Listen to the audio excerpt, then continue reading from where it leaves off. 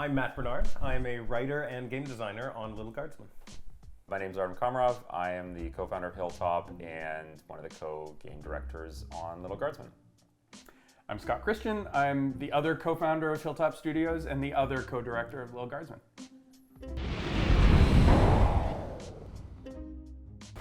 There are mainly two ways out of the 5 tools that you can use, and one is kind of intimidation tools, and the other is discovery tools, information that the character didn't want to give out.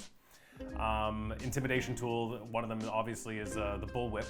There's not much subtle use of a bullwhip, so you whip the character and they get either scared or angry enough to reveal or drop something.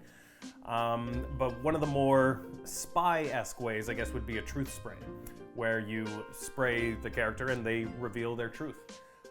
Very unwillingly, they tell you their real intentions. So how did we pick which tools wound up in the game?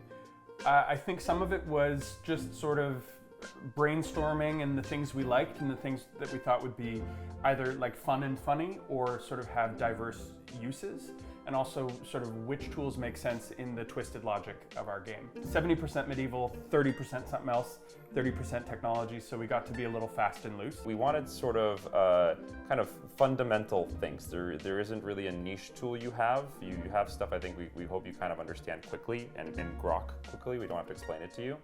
And then you could, as a player, decide what to use and sort of understand quickly what it would do in a situation, which is always fun because then we get to write the results. We were finding out how to use them like right up to the end of writing the game. And I want to call out I'd say the most tool is the decoder ring, which works the way you'd expect it to. But sometimes we just like rammed a decoder solution in there. It's like, there's a tenuous way that a decoder ring could work here, so let's do it. Yeah. That's a bit of a critique on Matt's writing. This is when it comes out. One of the technical limitations for us, and something that got cut from the game, this is a fun little Easter egg, is that we had originally talked about having a version of the tools that evolves from, as you progress the game. And I think one thing that came out from early designs is just wasn't that fun. You could sort of have the tool and it would work really well. We don't want to introduce a mechanic to just dump out cash. In terms of creating the uses for the tools, we had to be careful when creating each turn that each individual person didn't require the same tool to solve the problem. We had to kind of finely tune where the tools would be placed within the people. And that doesn't necessarily talk to, budget or technical restrictions, but it did for restrictions on the puzzle itself. I think something that any game designer, especially indie game designers, can identify with is just wanting to get the most bang for your buck and most bang with the time and people that you have available. From day one, sort of the sky was the limit in a sense, but we established a really clear parameter around what the game is and what the game isn't. And sort of made some choices early on to limit ourselves, to say, okay, there's this many tools and here's what they do. Let's be as creative as we possibly can with those constraints. And as a designer and as a writer, I find that so inspiring. Like to sort of to define your borders means that you can do amazing things inside of that. Something that was discovered in the recent past of the game by sort of the scientists in the sprawl, and they dug them up, and they're sort of slowly replacing magic in the world. The sprawl in the world of our game is sort of this city-state, and it's become very powerful because of these crystals. They're like the batteries that charge everything. There's no real AC electrical line in the sprawl, so everything that requires light or automation is crystal powered. And how it works is a secret. How it works is a big jumble of science fiction and engineering. It's a bit of a MacGuffin. It's a little bit sort of deliberately vague, but because your character is 12 years old, you can sort of operate with her level of understanding of the world you're playing inside. Any other questions? Why does a bullwhip need to be powered by crystals? No more questions. Oh yes, it is very possible to use the wrong tool on a certain character. Some tools come with a brief instruction to say don't use this tool on this type of character. And others, you just have to discover that, maybe you should not have bullwhipped that person. Are you sure you want to challenge me to ceremonial combat? One of the parts of our game that I really love is around using the wrong tools on the wrong person. Scott and I are both really huge RPG fans, and we've always talked about the idea of wanting to make it fun to fail inside the game. So there's a lot of elements where you're like, I probably shouldn't do that. If that's your intuition, I invite you to try, because it probably something bad and weird will happen, and then we'll let you kind of get out of it through the time mechanic. But we recognize a lot of that temptation to like swerve into traffic a little bit with a tool. So as a player, I invite you to try it. We've built around it.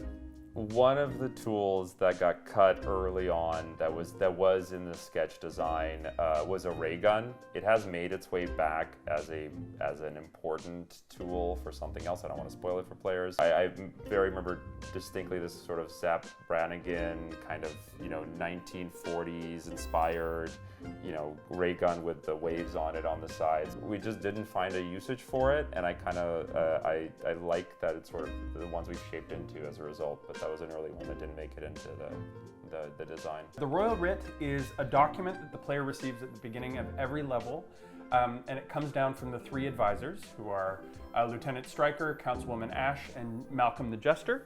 And it's a document that allows us to keep telling the story. So it's sort of in bullets, and it moves the plot forward, but more importantly, I'd say it's your primary source of truth and source of clues for how to navigate that level. I'm so glad you called. Frankly, I was worried you guardsmen never followed the writ due to illiteracy. Garby's Emporium of Wonder!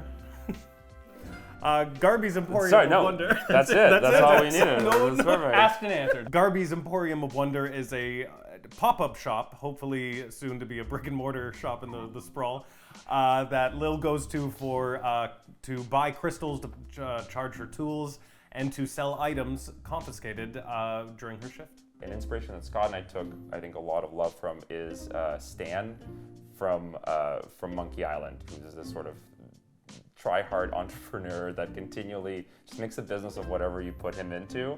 And we just loved that sort of sweaty, desperate energy of that character. And I think Garby is our version of that.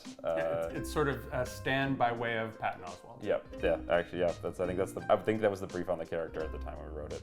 Why, hello there. I have come to the Sprawl to participate in capitalism.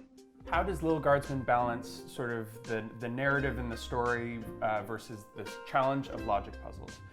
Well, I think we do that by having a star rating as you go. So you're gated by a 2-star rating, which is up to a 2.5 star rating at a point in the game, where if you do worse than that, it's a game over. So it's not challengeless. A player has to try. I think you get a game over if you're just randomly clicking and trying to speed run through. You do have to pay attention.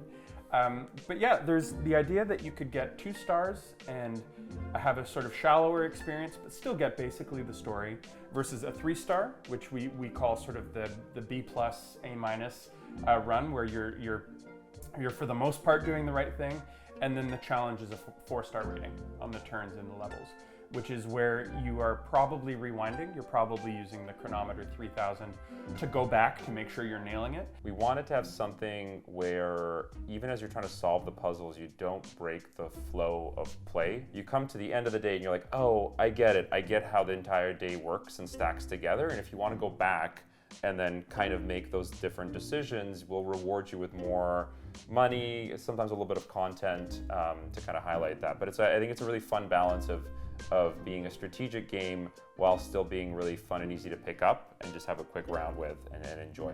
We think that you're the kind of player who has probably tried Papers, Please and has really enjoyed it. I think that's obviously a really clear kind of influence on our design. You probably tried Night in the Woods and really enjoyed that kind of content. We lean heavily into storytelling and humor, so we really like Monkey Island as kind of a big reference. The type of player who will enjoy this game is, someone who enjoys kind of, I'll say, immediate gratification from the choices you make in the game. There are grand kind of macro outcomes from the choices, but what keeps the stone skipping across the water is the micro outcomes, the decisions you make for the people coming through the shed, and seeing how that affects them immediately, and at the end of day, what they went on to do. And you get that result right away. The immediacy of reward was super satisfying. We all felt it, we played it, we all felt it immediately, and it was really fun to kind of make a decision about a character and then see what happens with them. We don't hold back, we want you to kind of see the immediate results of what you do.